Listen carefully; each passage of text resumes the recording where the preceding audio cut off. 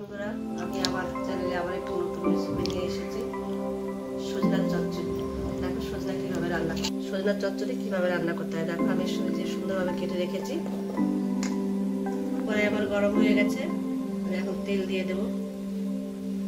ফোড়নের জন্য আমি দিয়ে দেবো শুকনো লঙ্কা, জিরে, রেখেছি দিয়ে দেবো।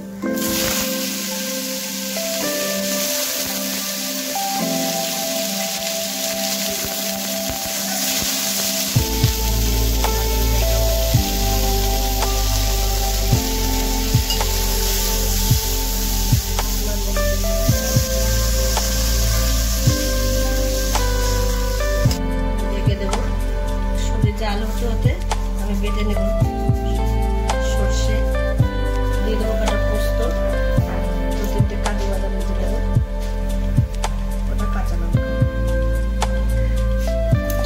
বেটে নেব। সর্ষে আর পোস্ত বাটাটা ঝাঁঝ হওয়ার জন্য আমি সামান্য একটু লবণ দিয়ে দেবো। আমি এখন তুলে দেবো।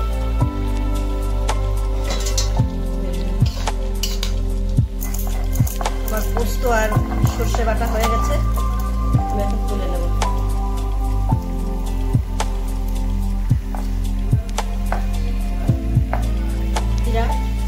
তোমরা এই বাটার মধ্যে পেঁয়াজও দিতে পারো, আমি পেঁয়াজ দিয়ে দিই, পেঁয়াজ সুস্বাদু হয়। বাটতে বাটতে আমার সজনে গলে গেছে, কলাও গলে গেছে আমার।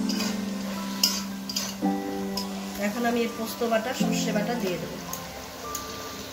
সর্ষে বাটা পোস্ত বাটা বেশি আগে দিতে নেই, আগে দিলে তিতে হয়ে যায় তরকারিটা।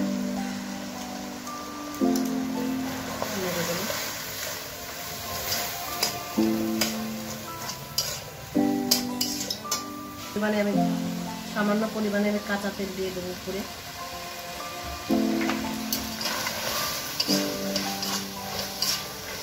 চচ্চড়িতে ঝোল রাখতে হয় না, গা মাখা করতে হয়।